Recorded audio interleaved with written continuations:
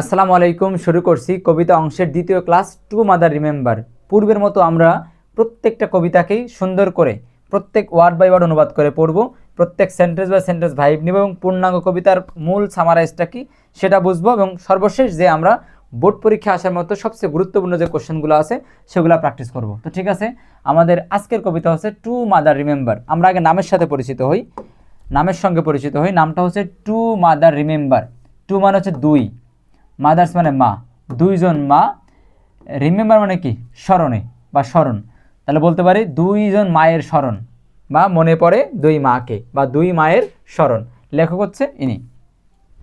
লেখকের নামটা জেনে রাখবেন, কারণ পরীক্ষা কিন্তু বলতে পারে যে কবিতার লেখককে, তাই না? বলতে পারে। চলেন আমরা প্রত্যেক ওয়ার্ড বাই ওয়ার্ড অনুবাদ পড়ি এবং বাক্যের ভাইব নেওয়ার চেষ্টা করি। বলা হচ্ছে I had two mothers. I মানে আমি বা আমার, হ্যাড মানে ছিল, আমার ছিল, টু মাদার্স দুইজন মা, টু মাদার্স দুইজন মা, আই ক্লাইম্ড আমি অধিকারী বা আমি মা বলি। তাহলে আমার হচ্ছে আমার ছিল, আই হ্যাড আমার ছিল, টু মাদার্স দুইজন মা, আমার দুজন মা ছিল, আমার দুজন মা ছিল। এবং বলা আছে টু মাদার দুইজন মাকেই আই ক্লাইম আমি অধিকার করি বা আমি কী করি স্মরণ করি বা মনে করি বা আমি তার অধিকারী।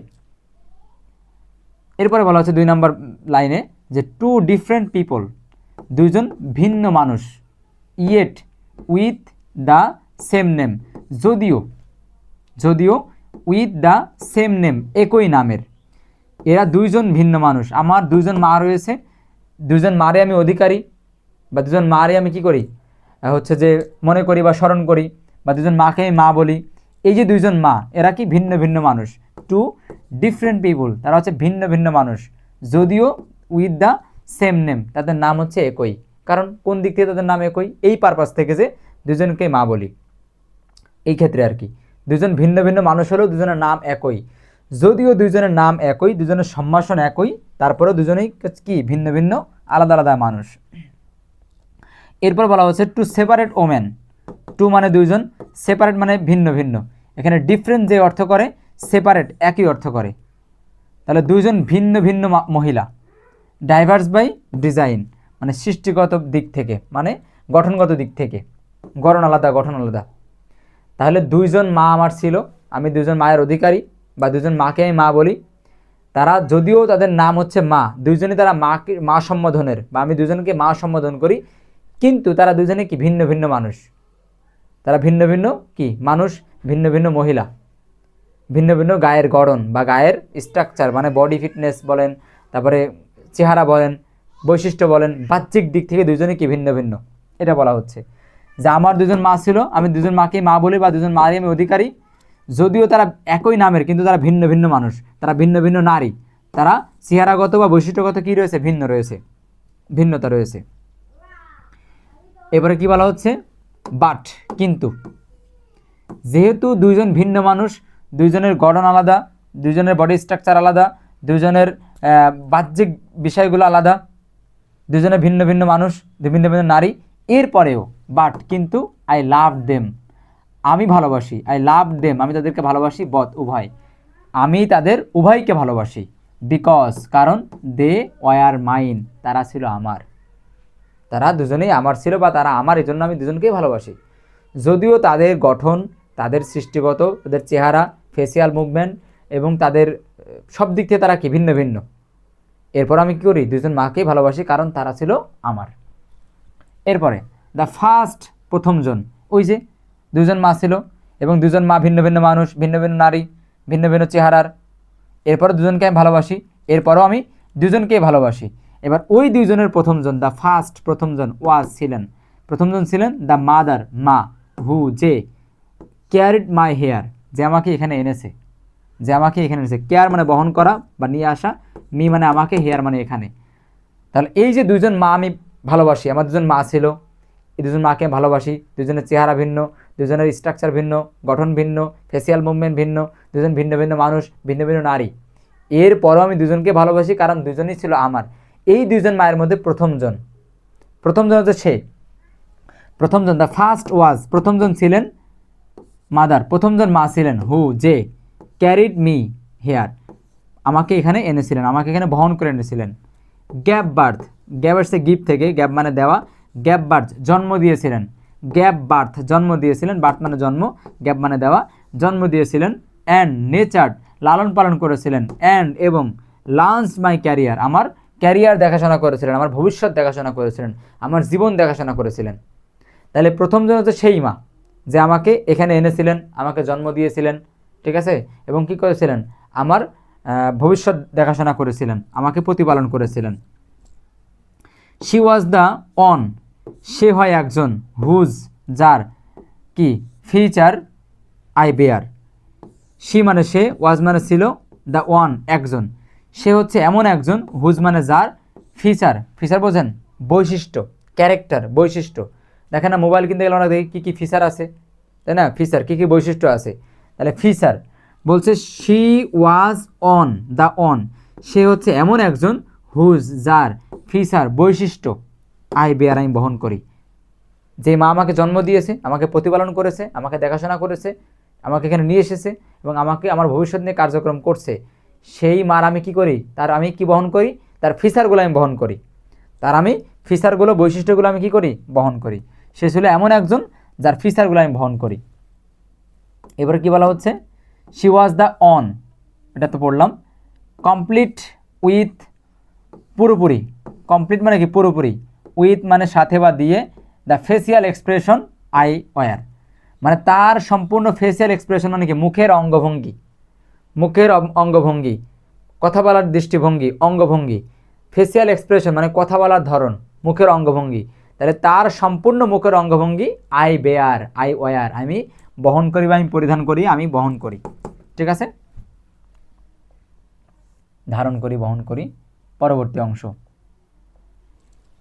শি মানে সে, গ্যাপ মানে দিয়েছে, হার মানে তার, লাভ মানে ভালোবাসা, সে তার ভালোবাসা দিয়েছে, হুইস যা, ফ্লোজ মি ইয়েট যা আজও আমাকে কী করে, অনুসরণ করে বা আমাকে কি করে, গিল্ট করে, আমাকে অনুতপ্ত করে বা আমাকে স্নিগ্ধ করে। তাহলে সে আমাকে কি দিয়েছে, ভালোবাসা দিয়েছে, সে আমাকে দিয়েছে ভালোবাসা যা আজও আমাকে অনুসরণ, যা আমাকে আজও তৃপ্ত করে।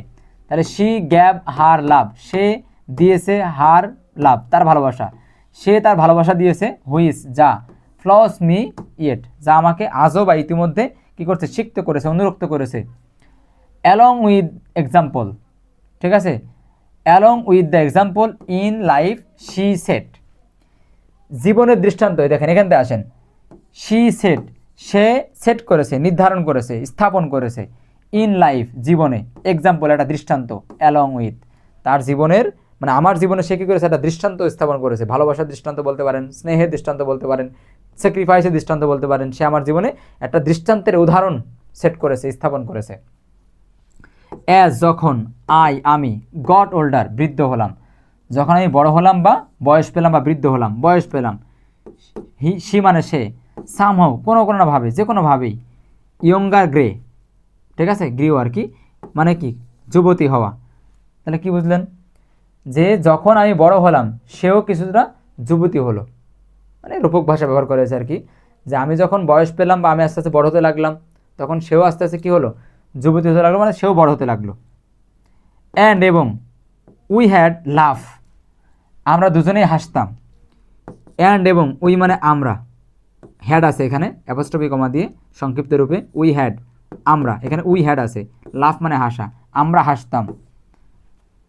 As just mother and daughter do মা ও মেয়ে হাসে যেমনটা, মানে মা এবং মেয়ে ঠিক যেমনটা হাসে আমরা উভয় কী করতাম, একইভাবে হাসতাম, আমরা দুজন হাসতাম। অ্যান্ড উই হ্যাড লাভ আমরা হাসতাম, অ্যাজ মতো বা যেমন, just mother and daughter do যেমন করে মা এবং মেয়ে, ডটার মানে কন্যা, মা এবং মেয়ে বা কন্যারা যেভাবে হাসতো, যা করতো যেমনটাভাবে হাসতো, ঠিক আমরাও কী করতাম, সেভাবে হাসতাম।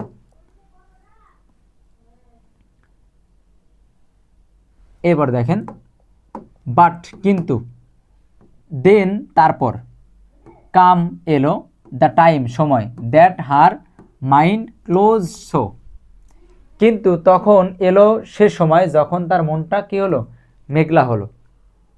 বুঝতে পেরেছেন, বলছে বাট কিন্তু, আমরা তো হাসতাম, একসাথে হাসতাম, দুঃখ সুখ এগুলো ভাগাভাগি করতাম, কিন্তু দেন তারপর কেম মানে অতপর বা কিছুদিন পর বা অতপর, কেম আসলো দ্য টাইম ওই সময়, দ্যাট যা হার মাইন্ড কি ক্লাউডেড সো মানে খুবই বিষণ্ণ করে দিল তার মনকে মেঘলা করে দিল, তার মনকে খারাপ করে দিল, তার মনকে বিষণ্ণ করে দিল।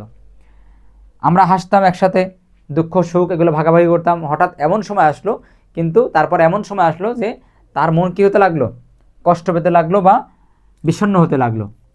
এমন সময় আসলো যে সময় তার মন কী হলো, খুবই বিষণ্ণ হলো। অ্যান্ড এবং আই সেন্সড মানে কি অনুধাবন করা, আই সেন্স আমি অনুধাবন করলাম, দ্যাট যে আমি অনুধাবন করলাম যে দ্য মাদার মা, আই নিউ ওল্ড সুন গো মানে আমি অনুধাবন করতাম, বুঝতে পারলাম যে আমার মায়ের যাবার সময় হয়েছে, যাবার পালা এসেছে, যাবার সময় ঘনিয়ে এসেছে।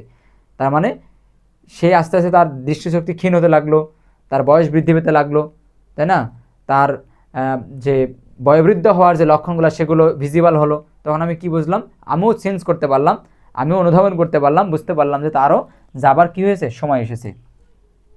So quickly she change and turn into the other তাই দ্রুত সে বদলালো আর অন্যতে পরিণত হলো। মানে সে কি হঠাৎ করে বদলে গেল, তার কিছু চারিত্রিক, কিছু মানসিক এবং কিছু গঠনগত পরিবর্তন আসলো। বয়স বললে এটা আসবেই, তাই না? দেখেন, I stranger who desert in the cloth of my mother, এক আগন্তুক যে আমার মার পোশাক পরে ছিল। দেখেন, আই স্ট্রেঞ্জার একজন এমন লোক, হু যে ড্রেসড পরিধান করেছিল, শুধু ড্রেস মানে পোশাক, আর ড্রেস মানে পোশাক পরে থাকা, এটা ভার্ব। যে পোশাক পরেছিল the cloth of my mother আমার মায়ের। হঠাৎ এমন একজন লোককে দেখলাম, এমন একজন লোক আসলো যে আমার মায়ের পোশাক পরিধান করা অবস্থায় ছিল। ও শি লুকড সে দেখতে, দ্য সেম একই রকম, at last at arm length সে দেখতে ছিল অনুরূপ, অদূর থেকে অত্যন্ত মানে একটু দূর থেকে। আর্ম লেন্থ মানে দূরত্ব, আর্ম মানে কি বাহু, লেন্থ মানে দূরত্ব, তাহলে স্বল্প দূরত্ব থেকে তাকে দেখলে আমার মায়ের মতোই লাগতো, একদম আমার মায়ের মতো দেখতে অনুরূপ। এটা এখানে বোঝাচ্ছে যে ওহ শি লুকড সে দেখতে, দ্য সেম একই রকম, আমার মায়ের মতো দেখতে আর কি, অ্যাট লিস্ট অন্ততপক্ষে, অ্যাট আর্ম লেন্থ একটু দূরত্ব থেকে দেখলে, মানে দূর থেকে দেখলে সে আমার মায়ের মতোই দেখতে। বাট কিন্তু, now she was the child কিন্তু সে এখন শিশু, and I was her strength এবং আমি তার একমাত্র বল বা আশা। কিন্তু সে এখন একজন শিশু এবং আমি তার হচ্ছে একমাত্র ভরসা বা স্ট্রেংথ, একমাত্র সাহস। We had come full circle, আমরা সার্কেল মানে কি বৃত্ত, মানে আমরা বলি না ফ্রেন্ড সার্কেল মানে একটা সমষ্টি, একটা চক্র। ফ্রেন্ড সার্কেল আমরা ফ্রেন্ডদের চক্র, ফ্যামিলি সার্কেল ফ্যামিলিদের চক্র, তাহলে এখানে একটা চক্র হয়েছে। কিসের চক্র? উই হ্যাড কাম আমরা চলে আসলাম, আমরা পরিপূর্ণ করলাম, ফুলফিল পরিপূর্ণ করলাম একটা সার্কেল, একটা চক্র মানে পরিপূর্ণ করলাম। উই ওমেন আমরা ছিলাম মহিলা, মানে আমরা তিনজন নারী মিলে এটা কী করলাম, একটা বৃত্ত বা একটা সার্কেল বা একটা চক্র করলাম। কিসের চক্র? তিনজন নারীর চক্র। কেমন হলো সেটা পরবর্তীতে? সেখানে কে কে আছে চক্রের মধ্যে? মাই মাদার আমার মা, দ্য ফার্স্ট প্রথম মা মানে আমার প্রথম মা, দ্য সেকেন্ড এবং দ্বিতীয়জন, অ্যান্ড মি এবং আমি। তাহলে এই তিনজনের কী হয়েছে? একটা চক্র হয়েছে, একটা সার্কেল হয়েছে, আমার প্রথম মা এবং দ্বিতীয় মা এবং আমি। এরপরে আসেন, অ্যান্ড এবং if my own children should come today আর একদিন আমার নিজস্ব সন্তানরা যদি আসে, যদি একদিন আমার নিজস্ব সন্তানেরাই আসে, when a new mother comes and the old goes away পুরনো মা চলে গিয়ে নতুন মা আসে। এখানে তাইলে আমরা বুঝতে পারলাম যে দ্বিতীয় মা দ্বারা নিজের কন্যাকে, নিজের সন্তানকে বুঝিয়েছে। তিনজন নারী, তাহলে প্রথমজন নিজের মা, পরেরজন সে, আর পরেরজনকে তার আরেক মা মানে নিজের সন্তান।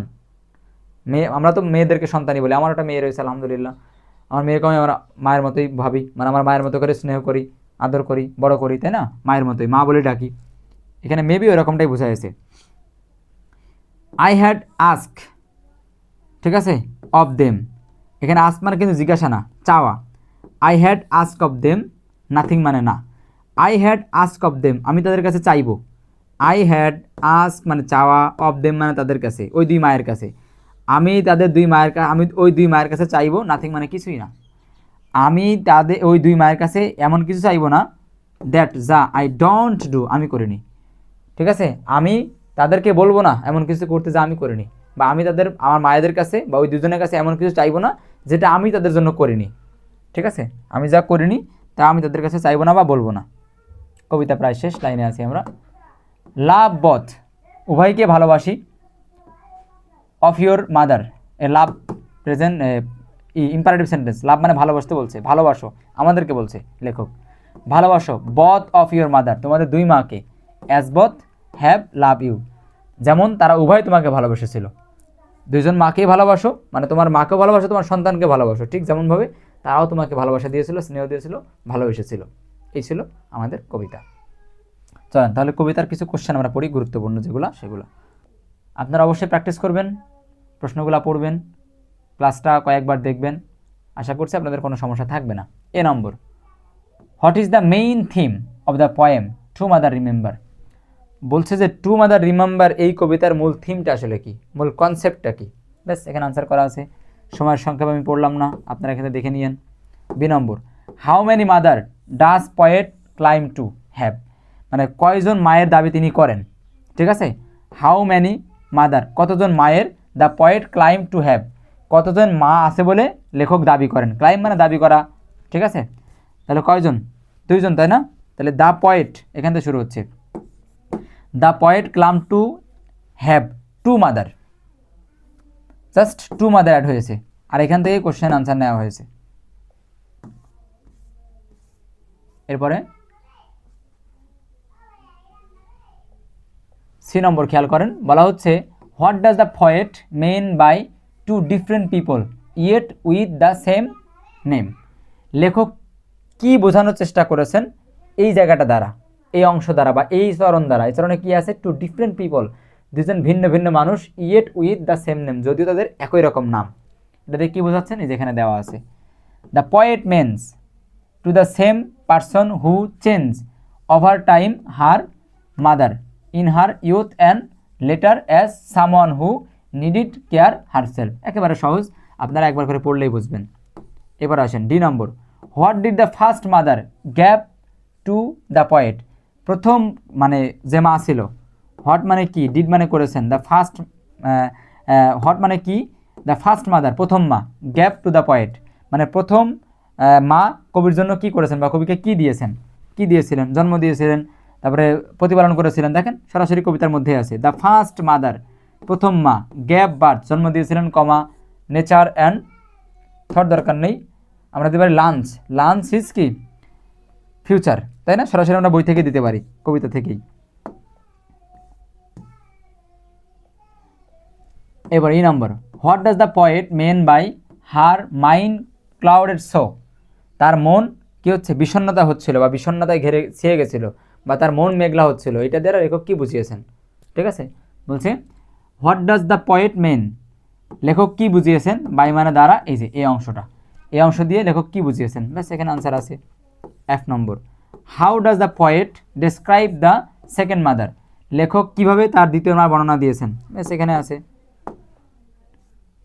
সময়ের স্বল্পতায় সব পড়াতে পারলাম না, ঠিক আছে, আপনারা একটুখানি স্ক্রিনশট নিয়ে নেন, আপনারা পড়ে নিন, এই একটা